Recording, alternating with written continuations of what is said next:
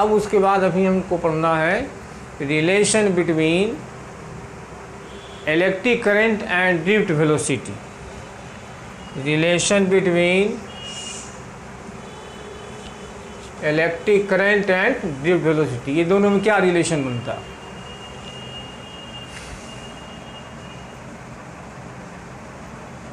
Relation between drift velocity and electric current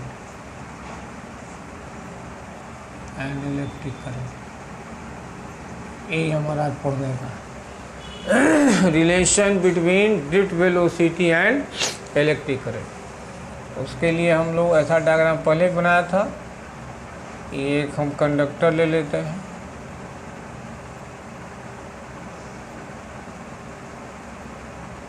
इस conductor का length suppose कर लेते हैं L है। एरिया क्रॉस सेक्शन है जिसको हम शो नहीं कर रहे हैं, इसको हम बैटरी से कनेक्ट कर देते हैं। इसमें इलेक्ट्रिक फील्ड सेटअप होता है जिसके इंटेंसिटी का डायरेक्शन है ई वेक्टर होता है। इसके करंट का डायरेक्शन इधर, कन्वेंशनल करंट का डायरेक्शन इधर है। इसके अंदर जो इलेक्ट्रॉन है इस तरह से इस डायरेक्शन में मूव करने लगता है।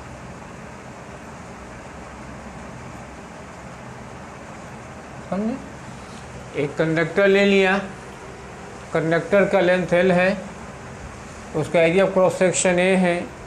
इसको अगर V वोल्टेज के सप्लाई से जोड़ देते हैं तो इसे करंट फ्लो करता है। कितना करंट फ्लो करता है सपोज कर लेते हैं I। यहीं से हम लोग कैलकुलेशन शुरू करें। क्या बताया? एक कंडक्टर है जिसका लेंथ L है, एरिया क्रॉस सेक्शन A है, उसको हम सप्लाई से जोड़ते हैं जिसका वोल्टेज कितना है V है, जिसके वजह से इससे करंट I फ्लो करता है।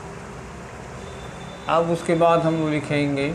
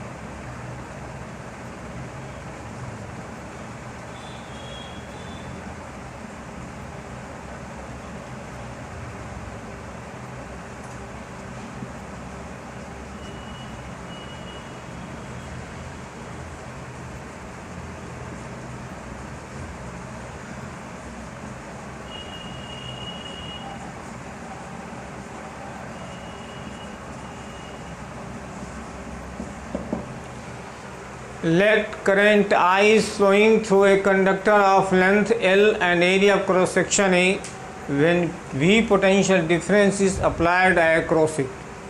हम मान लेते हैं L लंबाई और A क्रॉस सेक्शनल एरिया या एरिया ऑफ क्रॉस सेक्शन के कंडक्टर को V सप्लाई मतलब V वोल्टेज के सोर्स से जोड़ने पर यानी V पोटेंशियल डिफरेंस अप्लाई करने पर करंट कितना फ्लो करता है I करता ही लिखा।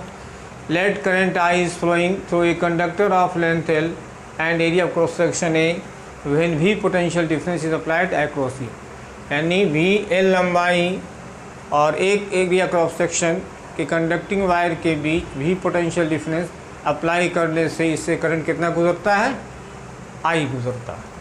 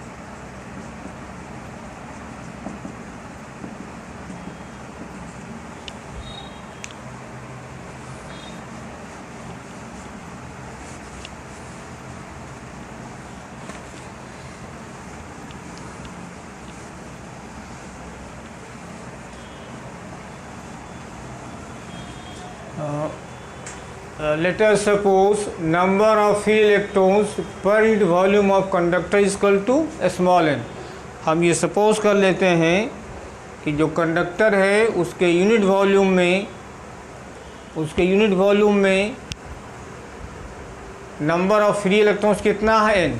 यही बात को लिखा है, number of free electrons per unit volume of conductor is equal to n। अब वॉल्यूम ऑफ कंडक्टर कितना बनेगा, एरिया ऑफ क्रॉस सेक्शन मेरा दिया हुआ है, वायर है जिसका area of cross section a है, लेंथ l है, तो वॉल्यूम कितना होता है, area of cross section into length के बराबर। तो volume of conductor equal to हो गया a इंटू एल। अब इस कंडक्टर के यूनिट वॉल्यूम में नंबर ऑफ फ्री इलेक्ट्रॉन्स कितना है, n है, तो एल वॉल्यूम में कितना हो जाएगा, n into a into L. बात समझ में आई।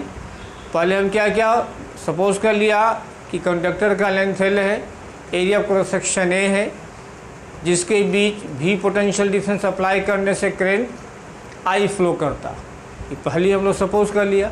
नेक्स्ट हम लोग ये सपोज कर लेते हैं कि जो कंडक्टर है उसके यूनिट वॉल्यूम में नंबर ऑफ फ्री इलेक्ट्रॉन्स कितना है, n है। कंडक्टर का या वायर का जो कहिए, कंडक्टर का वॉल्यूम निकाल लेते हैं। वॉल्यूम कितने के बराबर होगा, area of cross section into L N. तो लिख दिया volume of conductor a into L. अब उसके बाद है कि चूँकि हमको यूनिट वॉल्यूम में l फ्री इलेक्ट्रॉन्स है, तो एल वॉल्यूम में कितना फ्री इलेक्ट्रॉन्स हो जाएगा, n into a into L. तो लिख दिया total number of free electrons in the conductor equal to n into a into L. L को हम लोग n से मल्टीप्लाई कर दिए।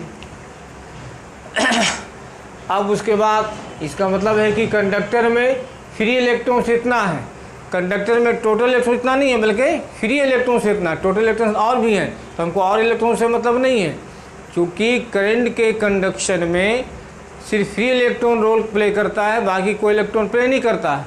तो ये जो चार्ज नंबर मिला है मेरा फ्री इलेक्ट्रॉन्स का मिला है, तो चार्ज जो अगर पूछेगा तो ये जो चार्ज लिखेंगे वो हम और इलेक्ट्रॉन्स के बारे में नहीं सोच करके बोलेंगे, बल्कि फ्री इलेक्ट्रॉन्स को हम माइंड में रख करके बोलेंगे। तो लिखा total number of free electrons निकाल दिया।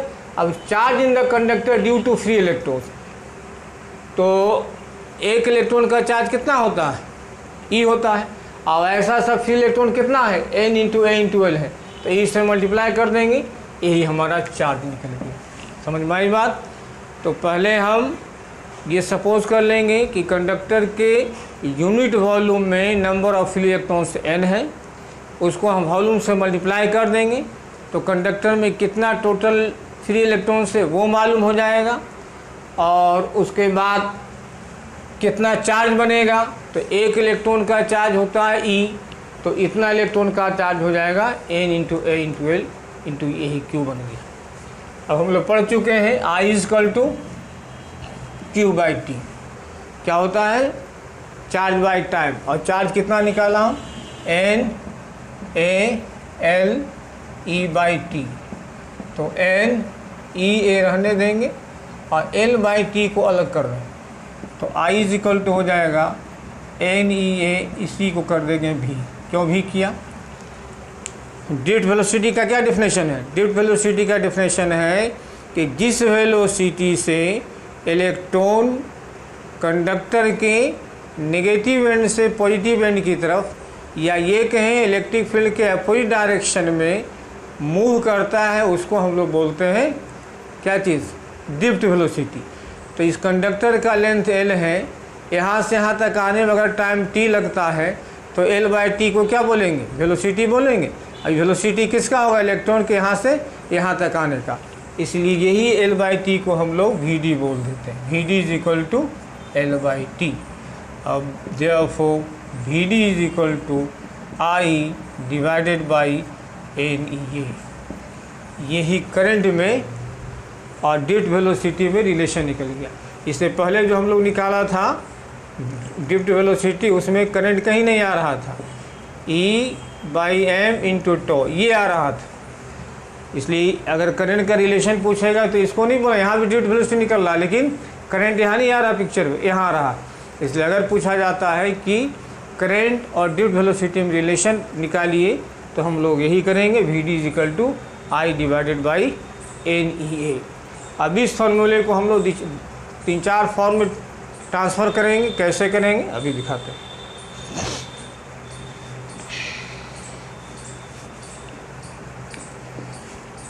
अच्छा, पहले यहाँ ये देख लेते हैं क्या क्या है इसमें। आई हो गया current passing through the conductor, N है number of free electrons per volume. बच्चों से पूछा जाता है तो पहला जवाब होता है नंबर ऑफ इलेक्ट्रॉन। ये बिल्कुल गलत है। बहुत ज़्यादा सुधार के बोलता है तो बोल देता है नंबर ऑफ फ्री इलेक्ट्रॉन। ये भी बिल्कुल गलत है। क्या सही होगा? तो number of free electrons per unit volume, ये बात सही है।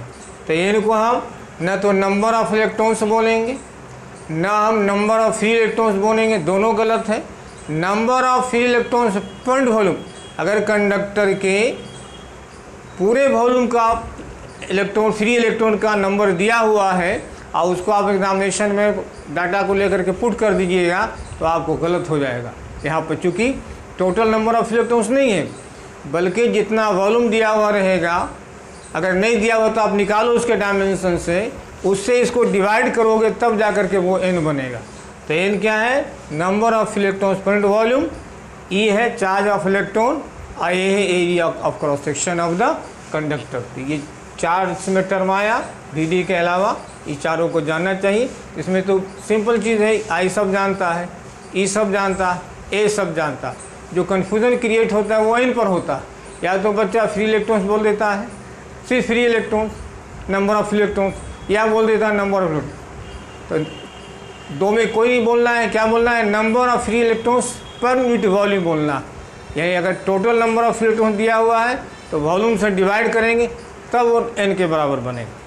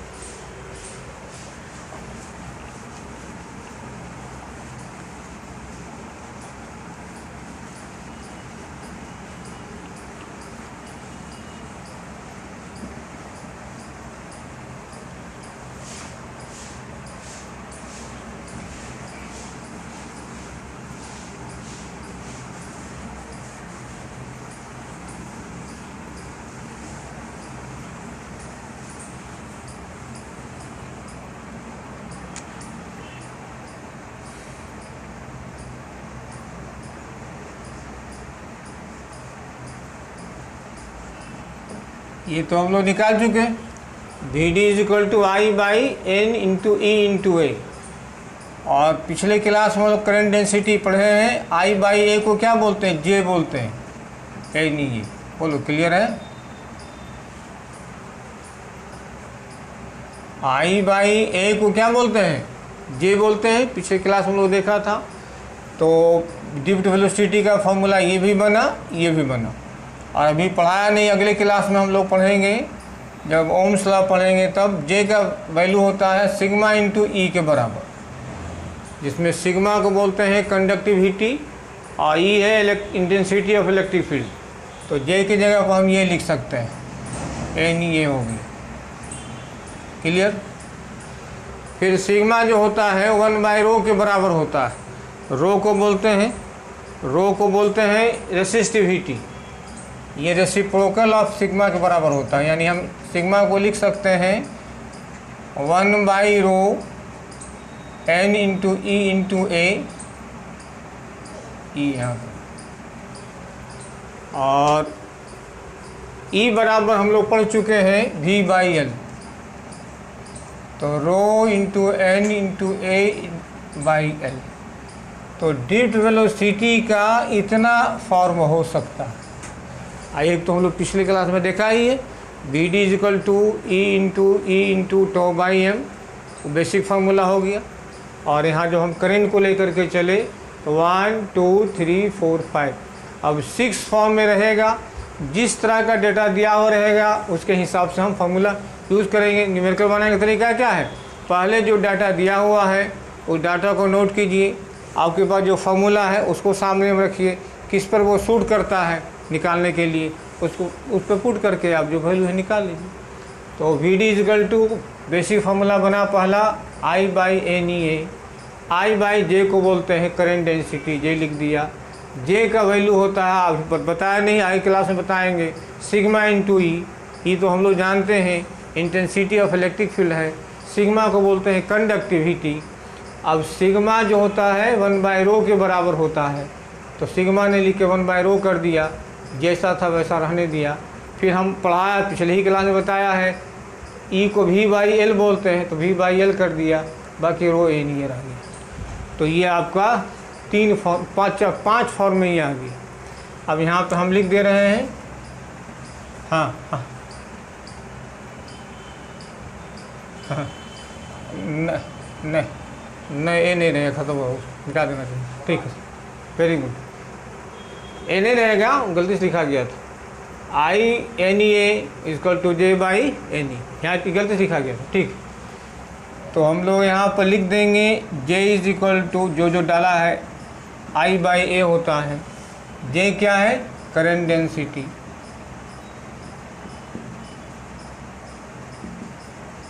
फिर उसके बाद J के जगह पर हम लोग दिया है सिग्मा इंटू E, तो J हम लोग जान चुके हैं, E जान चुके हैं, सिग्मा क्या होता है, इसको बोलते हैं कंडक्टिविटी। इस अगले क्लास में हम लोग पढ़ेंगे, बताया नहीं गया। उसके बाद सिग्मा इक्वल टू होता है 1/ρ, जिसमें रो को बोलते हैं रेसिस्टिविटी। फिर E को हम लोग लिखा है E is equal to V/L, यानी जितने फार्मूला को हम यूज़ कर करके इसको बदला है सारा बात हम लिख दिया। अच्छा एक मिनट, यहाँ से E हट जाएगा नहीं, यहाँ से भी हटेगा क्योंकि E यहाँ हट गया है, यहाँ से भी E हटेगा, यहाँ से भी, समझ में आई बात। चूँकि I/A जो है वो J के बराबर हो गया, तो चूँकि यहाँ मिस्टेक से हो गया तो सब में आ गया, एक हटा दिया हम लोग। I/NEA, तो I/A का J हो गया NE, तो A तो ख़त्म हो चुका, J का सिग्मा इंटू NE, फिर सिग्मा का 1/ρ NE, फिर E का V/L rho into N into ए को सबसे हटाना था क्योंकि एक जगह पड़ गया था, इसलिए सब जगह हो गया। तो जैसे जैसे हम लोग फार्मूला इसमें बदलने के लिए यूज़ किया, सारे चीज़ को मैं यहाँ पर लिख दिया।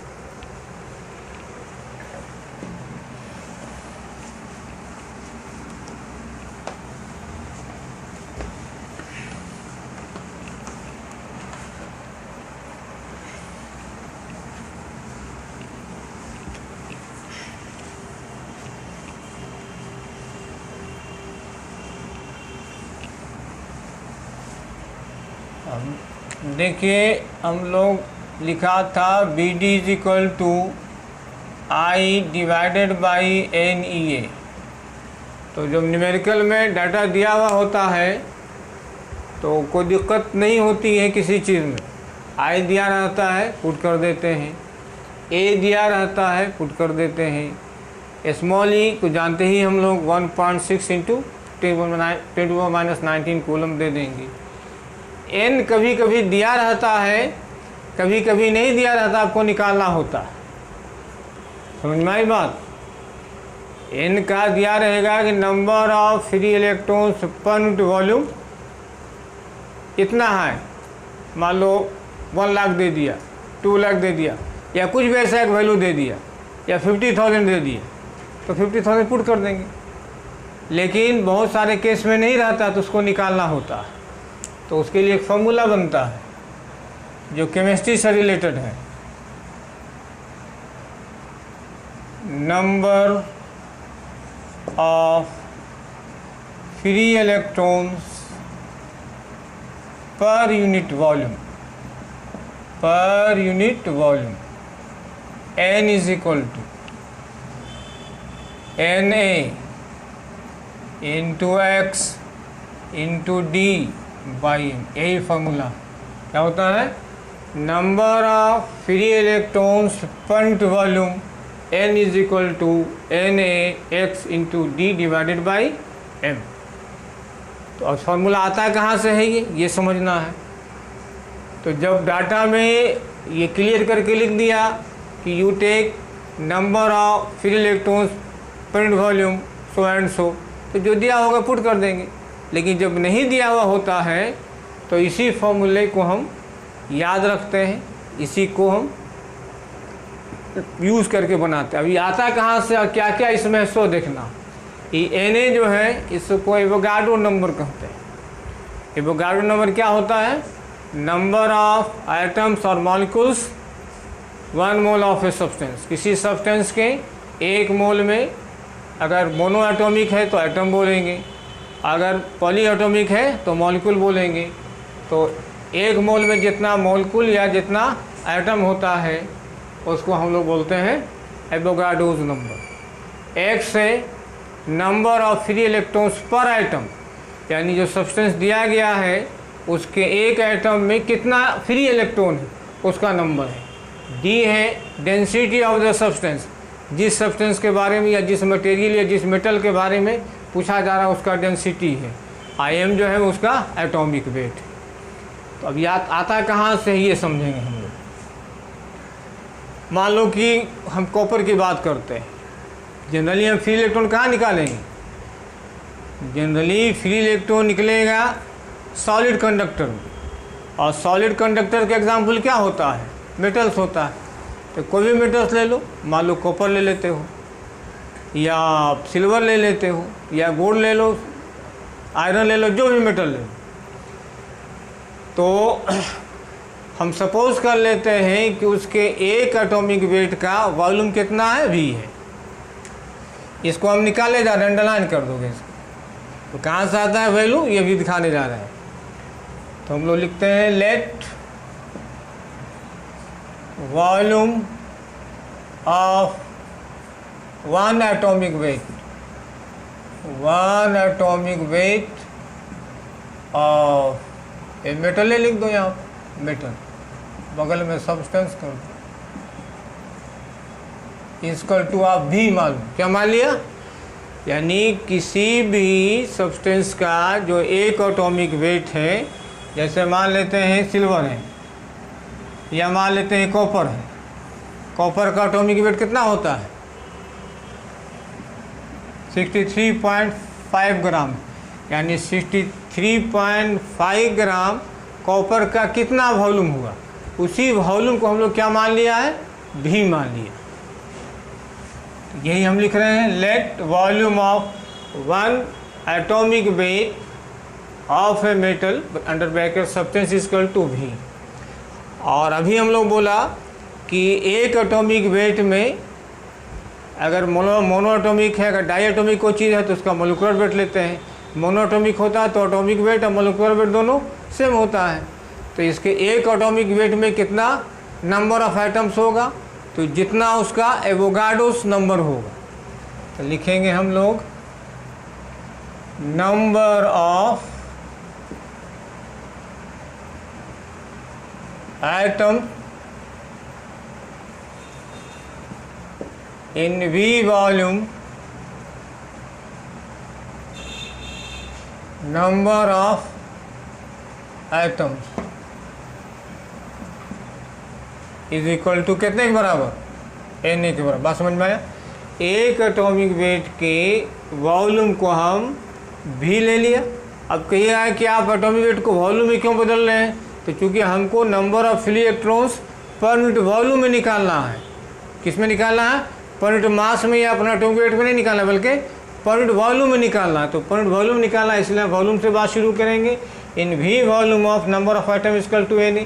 अब Na क्यों दिया इसमें हम, इसलिए कि ये जो वॉल्यूम है एक एटॉमिक वेट का है। एक एटॉमिक वेट में कितना नंबर ऑफ आइटम्स होता है, एवोगाड्रो नंबर के, इसलिए लिख दिया in volume number in V volume number of atoms is equal to Na। Unit volume में कितना निकलेगा, Na डिवाइडेड बाई V। और वॉल्यूम कितने के बराबर होता है, मास इंटू डेंसिटी। तो मास यहाँ क्या लेंगे हम लोग, मास यहाँ एटॉमिक वेट लेंगे, क्योंकि वॉल्यूम किसका माना हुआ है, एटॉमिक वेट का। ये कितना हो जाएगा, Na into D divided by L। तो ये निकल गया number of atoms, free electrons नहीं निकला है, number of items per unit volume. Therefore number of items per unit volume equal to Na into D by L। अभी हम suppose कर लेते हैं कि जो भी आइटम हम ले रहे हैं उसके एक आइटम में कितना फ्री इलेक्ट्रॉन्स है, X सपोज कर लेते हैं। Let number of free electrons per item is equal to S। तो यूनिट वॉल्यूम में number of items per volume इतना आया, और एक आइटम में कितना इलेक्ट्रॉन, कितना फ्री इलेक्ट्रॉन्स है, X है। Therefore number of free electrons per unit volume, जिसको हम लोग N से डिनोट करते हैं, N into A into D into X divided by L। यही फॉर्मूला लिखा था हम। फिर से एक बार समझ लीजिए, अगर डाटा में वैल्यू दिया हुआ है कि number of electrons so and so, तो डाल देंगे हम लोग। लेकिन अगर नहीं दिया हुआ है और उसका जैसे एटॉमिक वेट दिया रहेगा, डेंसिटी दिया रहेगा, एवोगाड्रो नंबर तो आप जानते हैं, ये सब दिया रहेगा, उसके मदद से अगर हमको निकालना है तो हमको ये फॉर्मूला याद रखना होगा। तो अगर आप याद रख सकते हैं बहुत अच्छी बात है, अगर नहीं याद है तो इसको आप ऐसे करके निकाल सकते हैं। Let volume of one atomic weight of a metal equal to V। यानी कोई भी मेटल है या कोई भी सब्सटेंस है, उसके एक एटॉमिक वेट का वॉल्यूम कितना मान लिया V। अब एक एटॉमिक वेट में जितना आइटम्स होता है, नंबर ऑफ आइटम, उसको एवोगाड्रो नंबर कहते हैं। और ये वॉल्यूम एक एटॉमिक वेट का है, इसका मतलब इतने वॉल्यूम में कितना नंबर ऑफ आइटम्स है, एवोगाड्रो नंबर के बराबर है। तो लिखा in V volume number of atoms equal to N, in unit volume Na by V।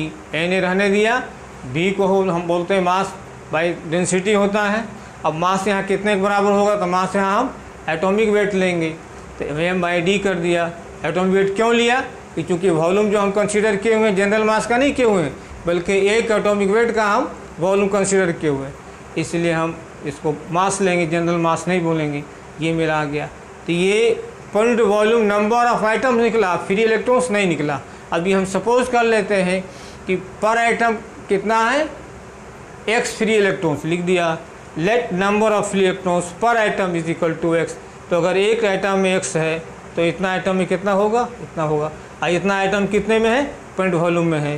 Therefore number of free electrons per unit volume N equal to Na D into X divided by L। उतारिए।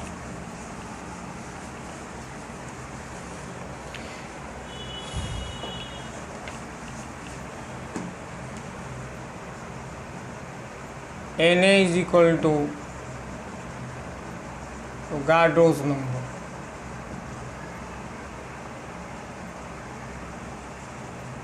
Is equal to 6.022 10^23।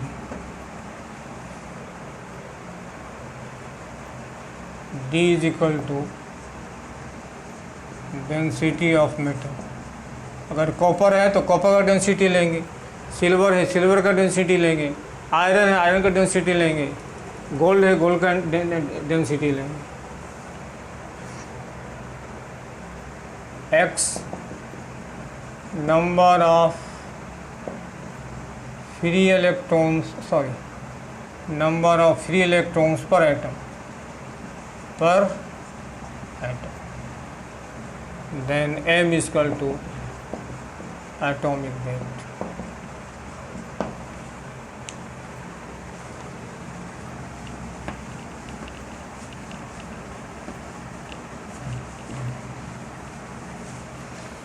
उतारिए sir.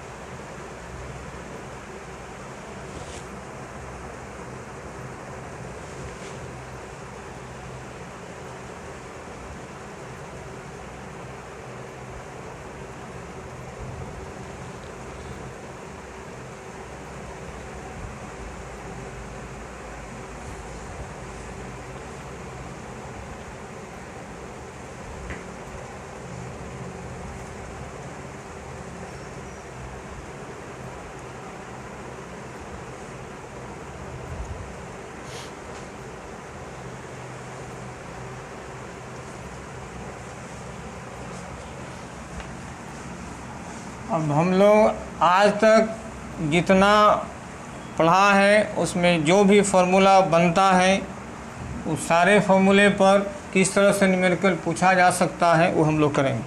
क्योंकि पिछले ही class में भी बात बताया था, जब starting किया था तो उसमें कहा था कि हम लोग थ्योरी को और न्यूमेरिकल को अलग अलग ट्रीट नहीं करेंगे।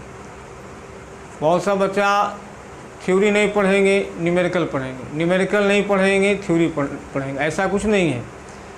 अगर आपका थ्योरी क्लियर है न्यूमेरिकल में आपको कहीं पर कोई दिक्कत नहीं होगी, लेकिन अगर थ्योरी क्लियर नहीं है न्यूमेरिकल में आपको हमेशा दिक्कत होगी। बात समझ में आया? और हम ये भी बोला था, आप देखोगे कि जिस तरह से हम लोग थ्योरी में फॉर्मूले को ड्राइव किया है ठीक उसी हिसाब से हम न्यूमेरिकल बनाएंगे तो उसको हम पुट करेंगे। तो न्यूमेरिकल क्या है कि आप न्यूमेरिकल बनाने से जो आपका थ्योरी होता है उसके कॉन्सेप्ट में निखार आ जाता है। यानी आप अगर प्रैक्टिस करोगे तो उसके लिए सेल्फ प्रैक्टिस ज़रूरी होता है। अब एमजेड खान यहाँ बना दिया, आप जो है सो उसको रख दिया कॉपी में, उस पर आप प्रैक्टिस नहीं किए। तो खान सर जो है आपको गाइड देंगे, गाइड करेंगे, बनाना आपको है। तो जितना फार्मूला हम ड्राइव किया है सारे फार्मूले पर जो जो क्वेश्चन बन सकता है वो सारा हम बताएंगे। अब बाकी आप अपना प्रैक्टिस घर पर कीजिएगा, कहीं दिक्कत होगा हमसे पूछ सकते हैं। जैसे कौन कौन फार्मूला हम लोग लिखा, जैसे करंट के बारे में हम लोग पढ़ा था, Q/T is equal to NE/T is equal to dQ/dt। इस तीनों फार्मूले पर हम लोग बारी बारी से देखेंगे कि अगर ये डाटा दिया हुआ है तब कैसे बनाएंगे, ये दिया हुआ तो कैसे बनाएंगे, ये दिया हुआ है तो कैसे बनाएंगे। फिर उसके बाद हम लोग 3 केस और पढ़ा था। एक पढ़ा था हम लोग ट्रांसलेटरी मोशन की वजह से करंट जो पैदा होता है उसका एक फार्मूला 3 निकाला था। फिर ड्यू टू रोटेटरी मोशन उसका फार्मूला हम निकाला था, वेलोसिटी के टर्म में निकाला था। जैसे I इक्वल टू हम लोग निकाला था, पहला था NQT कि अगर किसी एरिया से T टाइम में अगर n पार्टिकल गुजरता है और हर एक पार्टिकल का चार्ज Q है तो करंट का वैल्यू कितना होगा, I इक्वल टू NQ/T होगा। n दिया रहेगा, Q दिया रहेगा, T दिया रहेगा, हम निकालेंगे। नेक्स्ट हम पढ़ा था NQA कि अगर n पार्टिकल है, हर एक का चार्ज कितना है, Q है, वो पर सेकंड पर यूनिट एरिया से गुजरता है तो उस क्रॉस सेक्शनल एरिया से गुजरते हुए करंट का वैल्यू कितना होता है, n इंटू क्यू इंटू ए होता है। n दिया रहेगा, q दिया रहेगा, a दिया रहेगा। उसी तरह से I इक्वल टू हम n क्यू भी ये दिया था। n है वेलोसिटी, q है n है नंबर ऑफ पार्टिकल, q है charge of each particle, b है वेलोसिटी, a है एरिया क्रॉस सेक्शन। इस पर देखेंगे। फिर हम लोग देखा था सर्कुलर मोशन में अगर पार्टिकल मूव करता है तो उसके लिए 4 फार्मूला था। I इज इक्वल टू पहला था q/t, किसके टर्म में? टाइम पीरियड के टर्म में। फिर हम लोग निकाला था qv/2πr, ये था वेलोसिटी के टर्म में। फिर लिखा था हम लोग q⍵/2π, ये था एंगुलर वेलोसिटी के टर्म में। फिर लिखा था हम लोग q इंटू s। समझ में आई बात? तो इतना फार्मूला सिर्फ हम लोग का इलेक्ट्रिक करंट पर है। अभी तक हम लोग इतनी जानते थे कि इलेक्ट्रिक करंट का फार्मूला इतना होता, लेकिन इतना होता, इतना पर से क्वेश्चन पूछा जा सकता है। फिर हम लोग एक डायरेक्शन के बारे में बताया था कि करंट का डायरेक्शन पॉजिटिव चार्ज के डायरेक्शन में लिया जाता है, जबकि नेगेटिव चार्ज के डायरेक्शन में लिया जाता है। यानी इलेक्ट्रिक करंट का डायरेक्शन होता है पॉजिटिव चार्ज के फ्लो के डायरेक्शन में लेते हैं या नेगेटिव चार्ज के फ्लो के अपोजिट डायरेक्शन में लेते हैं। बात समझ में आया? पॉजिटिव चार्ज के फ्लो के डायरेक्शन में या नेगेटिव चार्ज के फ्लो के अपोजिट डायरेक्शन में लेते हैं। इस पर भी हम लोग कल के क्लास में न्यूमेरिकल देखेंगे। फिर अभी जो हम लोग पढ़ा BD is equal to I/N/EA, तो इसमें ये दिया ही रहता है, दिया रहता है, इसमें कोई दिक्कत वाली बात नहीं होता। अगर ये भी दिया हो तो कोई दिक्कत वाली बात नहीं। अगर दिक्कत वाली बात तब होती जब n दिया नहीं रहता, जो भी हम लोग निकाला। तो इसी चीज़ पर हम लोग कल फोकस करेंगे। इसलिए सारे बच्चे इसमें ज़रूर जुटिएगा। कोई भी आदमी एब्सेंट नहीं रहेगा, सारे को ज्वाइन करना है, ताकि ये पता चले कि जो हम थ्योरी पढ़ा है उसी से हम इसको सॉल्व करें। और जो भी थ्योरी में कॉन्सेप्ट क्लियर नहीं होता है, जब हम न्यूमेरिकल बनाते हैं तो ये चीज़ क्लियर हो जाता है। और ये भी पता चलता है वहाँ पे कि इस थ्योरी को पढ़ने से हमको क्या फ़ायदा हुआ। जैसे हम एक चीज़ आपको लिखा दिया पिछले क्लास में कि पॉजिटिव चार्ज के फ्लो के डायरेक्शन में करंट के डायरेक्शन को लेते हैं, नेगेटिव चार्ज के फ्लो के अपोजिट डायरेक्शन में लेते हैं। आप दिमाग में रख लिया, लेकिन कहाँ पर इसका प्रैक्टिकल एप्लीकेशन है, जब हम लोग न्यूमेरिकल करेंगे तो ये बात समझ में आएगा। तो उसके लिए कहीं पर बॉदर करने की ज़रूरत नहीं है कि अलग से न्यूमेरिकल बता दिए सर, अलग जो आप पढ़ रहे हो कितना इस पर सिर्फ करंट पे इतना चीज़ आ रहा है। तो अगर आप ऐसे करके पढ़े हो तो आपको कहीं पर दिक्कत नहीं आए। एक चीज़, दूसरा बात हमेशा याद ये रखने का है कि जब भी हम न्यूमेरिकल करें, न्यूमेरिकल के टाइप को गिने कि एक टाइप का क्वेश्चन है तो ऐसा ऐसा 10 क्वेश्चन है। अब 10 हमको बनाने की कोई ज़रूरत नहीं है। 10 में कोई एक हम बना लिया, अब वैसा डाटा चेंज कर करके जो भी दिया रहेगा हम बना लेंगे। तो अगर 100 क्वेश्चन है, 10 टाइप का है, तो आपको 10 ही क्वेश्चन बनाने की ज़रूरत है, 100 बनाने की ज़रूरत नहीं है।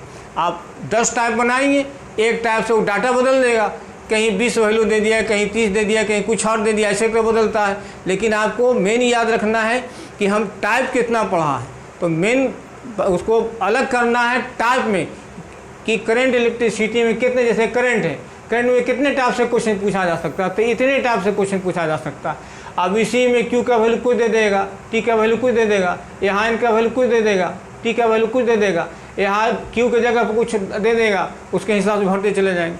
तो अब ये टाइप हो गया कि इसमें एक टाइप का हो गया, 2 टाइप का हो गया, 3 टाइप का हो गया। इसमें क्या है, एक टाइप